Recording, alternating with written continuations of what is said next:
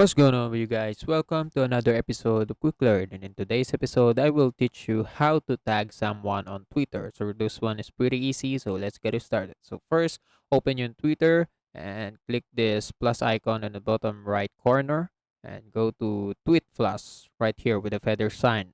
And when you are on the posting stage, you can actually, tag someone. Just say hello. Just click at first. So a bunch of profile will appear. You can choose whenever you like.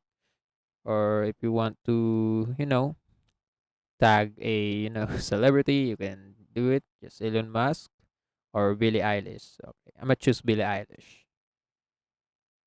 First, just type Billie Eilish and I'm going to type random. And can you sing for me? But I'm not gonna tweet this. I don't have that courage. But if you have, just go on. You are free to go. And after that, after you tweet this, that person you tag will be notified that you tagged them. And that's it. That's how you tag person on Twitter. And also that's it for today's episode. If you want more to this channel, please like this video, click the notification bell, and don't forget to subscribe. See you in the next one.